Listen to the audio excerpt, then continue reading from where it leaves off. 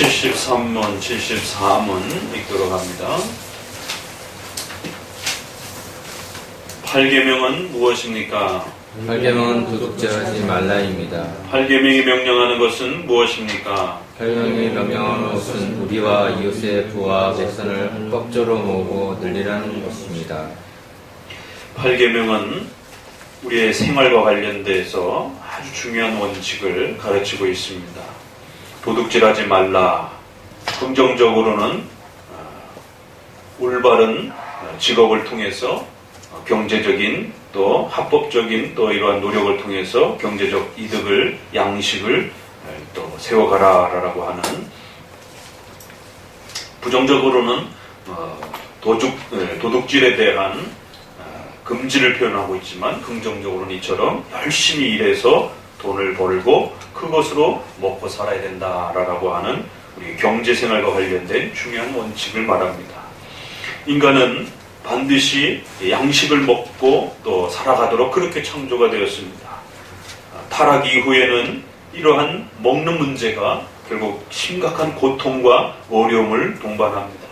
그럼에도 불구하고 하나님께서는 그 양식을 없애지 아니하시고 여전히 우리가 또 농사를 지어서 거기서 나오는 양식을 먹고 살 수 있도록 또 햇볕과 비를 내리셔서 그 양식을 공급해 주셨습니다.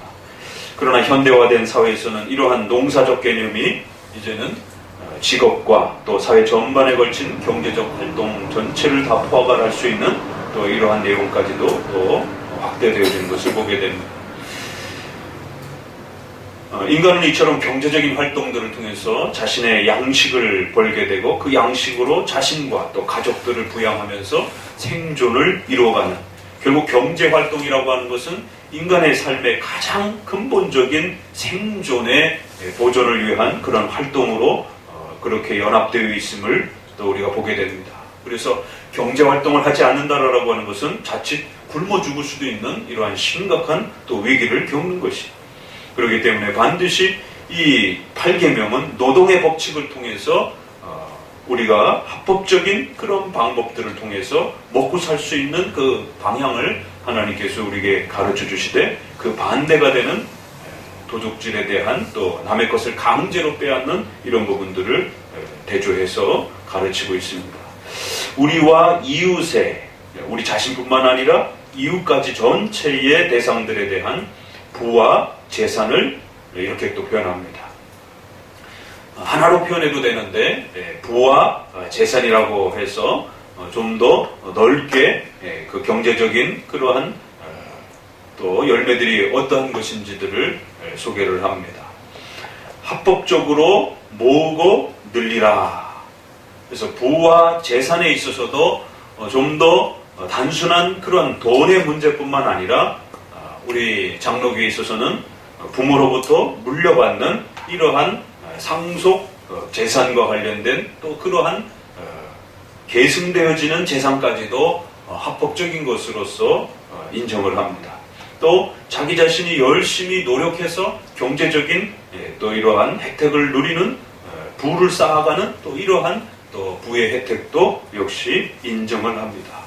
그렇기 때문에 단순한 돈만 언급하지 않고 부와 재산을 좀 더 세분화시켜서 우리에게 돌아오게 되는 각종 경제적인 그런 혜택들을 또 수용할 수 있고 인정받을 수 있다라고 이렇게 이야기를 합니다.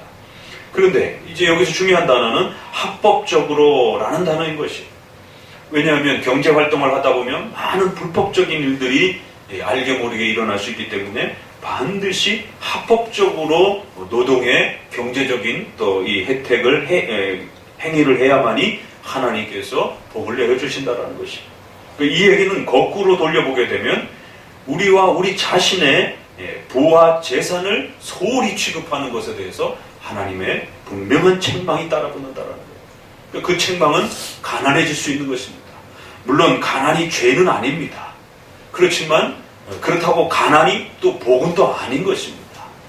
그 가난이 어떤 목적과 어떤 과정을 거쳐서 그 가난이 주어졌는가를 세밀하게 살피지 않으면 단지 기복주의적인 개념에서 돈이 없으면 죄가 되고 또 돈이 있으면 복인 것처럼 그렇게 단순하게 적용할 수 있는 문제는 아니라는 것이. 그러나 장로교는 반드시 어느 한쪽으로 치우치지 않는다라는 겁니다.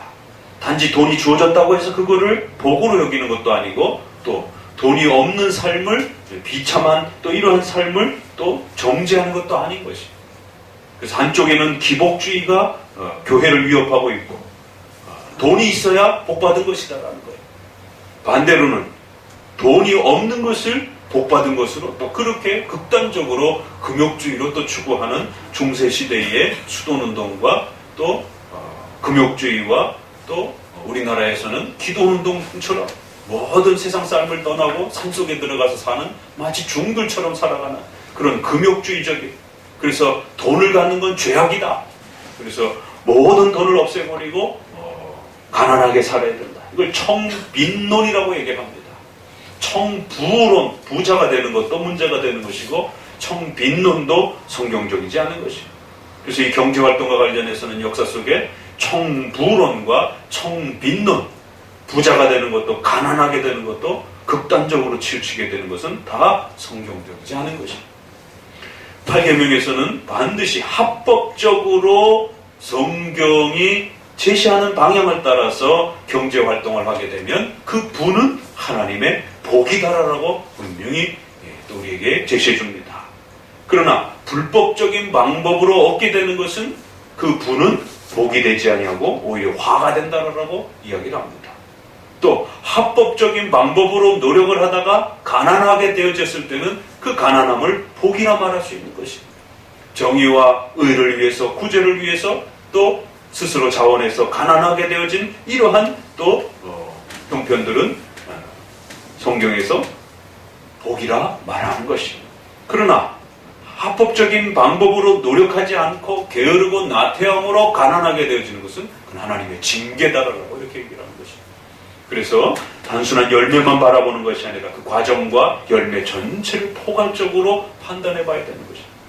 그래서 합법적으로 노력했을 때에 주어지는 그것은 하나님의 복으로 평가되어지는 것이고, 불법적으로 얻게 되는 것은 화로 말하는 것이고, 또 나태함과 게으름으로 가난하게 되어지는 것은 반드시 하나님의 징계로 해석하게 되어지는 것이고, 이 합법적이라는 말이 대상과 과정에 따라서 그렇게 달리 또 해석하고 적용해야 되는 것을 알 수가 있습니다. 모으고 늘리라는 것입니다.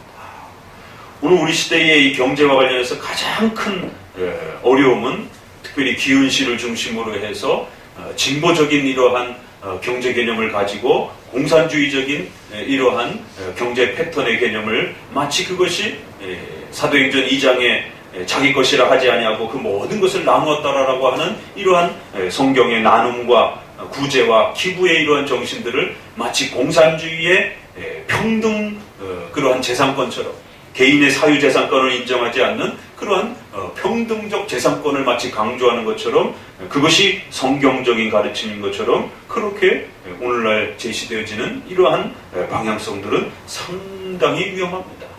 분명히 우리의 8계명에 있어서는 각 개인의 사유재산을 인정하고 있고 또 그 사유재산이 계승되는 것을 인정하고 있습니다.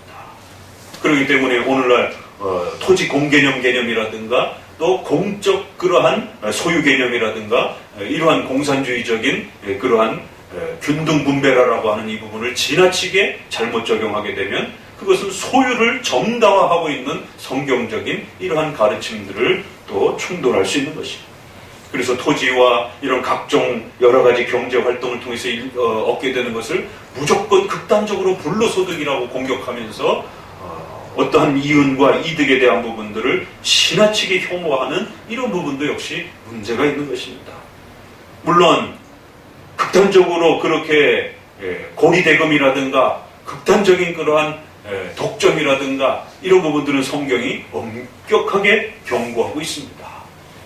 그러나 그러한 정도가 아닌 정도 범위 내에서 합법적인 이자 행위라든가 합법적인 경제적인 또 소득 또 노동을 통한 소득 이 모든 경제적인 이윤에 대한 부분들을 그래서 재산이 늘어가는 부분들에 대해서 재산이 모아지는 부분뿐만 아니라 그 모아진 재산을 잘 투자하고 또 잘 늘리는 부분에 있어서도 정당하게 그것이 합법적으로 이루어진다면 성경적으로 허락되어진 그런 경제활동으로 존중한다는 사실을 명심하셔야 됩니다.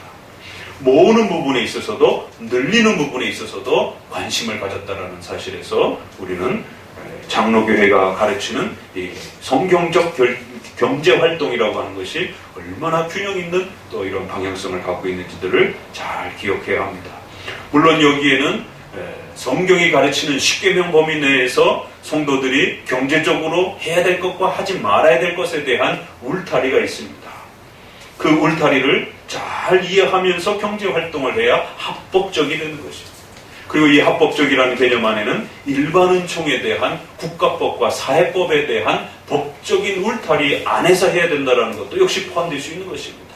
그래서 성경적으로도 신앙적 양심에 어긋나지 않아야 되고 또 사회적으로도 국가의 법과 경제적 그러한 상식적 범위 내에서 벗어나지 않는, 그리고 그 정도가 되면 일반은총을 통해서 일반적 경제활동들을 통해서 투기에 대한 그러한 범위들을 또 사회적 합의와 또 사회적 법의 그 기준을 따라서 잘 배워가면 되는 것이고, 그 투기의 범위에 저촉되지 않는 그러한 여러 다양한 경제활동들은 또 우리에게 많이 열려 있음을 기억하셔야 됩니다. 예전에 어떤 청년이 주식하면 죄가 됩니까? 라고 이렇게 참 우스운 질문과 같은 아주 단순한 질문이지만, 그러나 그걸 대답하기에는 이 8계명 전체를 아우르면서 그 근거를 대지 않으면 그 대답이 쉽지 않습니다. 이자 받는 것이 죄입니까? 라고 하는 것이 바로 종교개혁 시대 때에 상인들이 루터와 칼빈에게 던졌던 아주 중요한 질문입니다. 왜냐하면 중세시대에는 돈을 소유하고 돈을 가지고 돈의 경제활동을 하는 그 모든 것을 죄악시 취급했기 때문에 상인들이 돈을 벌고 거기에서 이득을 얻게 되는, 또 그 돈을 통해서 이자를 얻는 부분들에 대해서 아주 극단적으로 죄악시 취급했기 때문에 종교개혁가들은 10%에서 그 아래에 해당이 되는 범위 내에 이자의 그러한 범위까지 설정을 해주면서 적어도 이 정도 범위 내에서 이자를 받는 것에 대해서는 합법적이다라고.